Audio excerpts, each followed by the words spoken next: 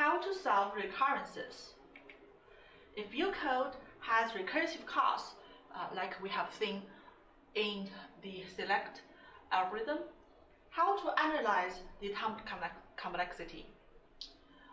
So first you need to set up a recurrence. So we already done that. There are two elements of a recurrence, the recursive relationship and exit condition.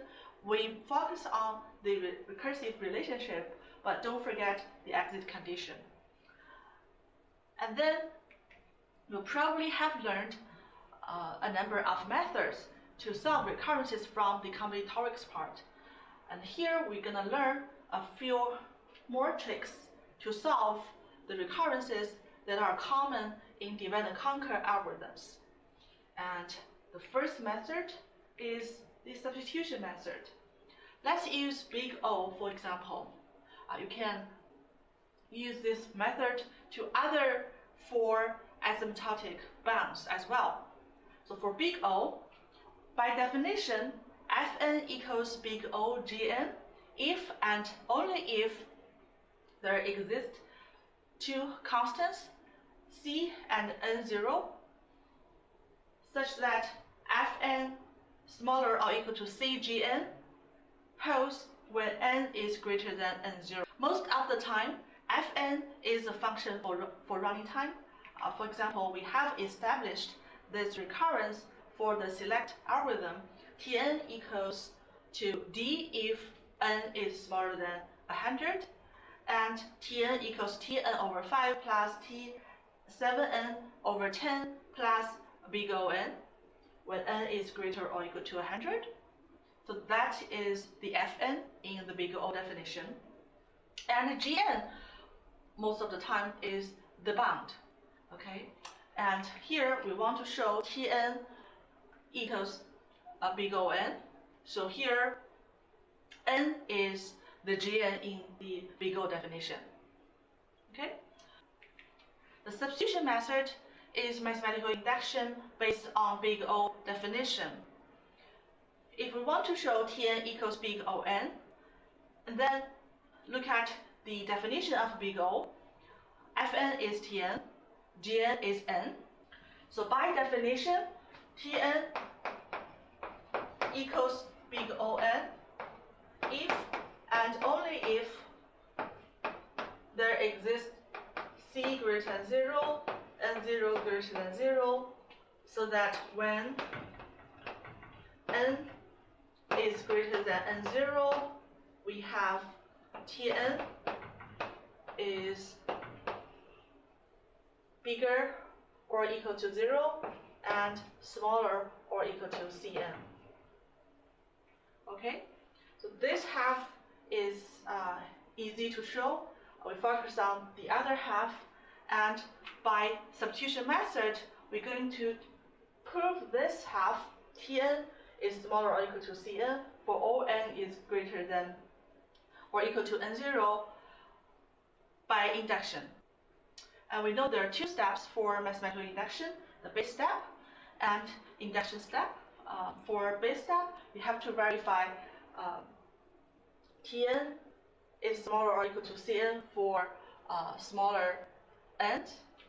And then for the induction step, you can assume Tk is smaller or equal to Ck for k smaller than n, and then prove Tn is smaller or equal to Cn. Okay, so let's see how we can make this argument. So here is the recurrence again, and we prove by induction. In order to make our proof easier, let's assume n can be divided by 5, so we can get rid of the floor operation. We make the inductive assumptions. We assume that Tk is smaller or equal to Ck for some suitable large C, and k smaller than n. And now we need to prove Tn is smaller or equal to Cn. Okay, we have to prove the exact form. Tn is smaller or equal to Cn. And before we do that, there is a term, big O n here in the recurrence. We have to get rid of this big O notation first. Again, by definition,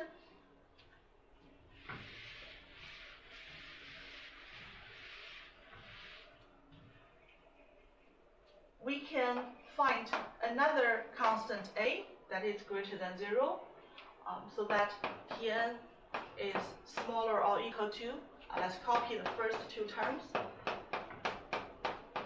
n divided by 5, n divided by 7, n divided by 10, and an, okay, for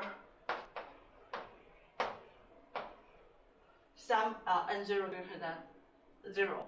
So we can find this inequality by definition again. So we can substitute with the inductive assumptions. So this is 1 over 5 Cn, and this is 7 over 10 Cn, and we copy An here, right? Okay. Because we need to prove the exact form here, Tn smaller or equal to Cn. So let's see how this is related to Cn. Okay, so this is 1 over 5 Cn. This is 7/10 Cn. So you add these two terms together, that's 9 over 10 Cn, right? So it's smaller than Cn, which is good news. Because we can make it Cn minus 1 over 10 Cn plus An. Okay? Because this is the term we want. So then we can make this C big enough so that the term over here is smaller than 0, and we can make this inequality holds. More precisely, you can make this inequality holds by letting this term smaller or equal to 0. And this will happen when C is big enough. Say C is greater or equal to 10a. Okay, so that's the discussion for the induction step. Now we have solved the recurrence, and we have shown the select algorithm is a linear algorithm.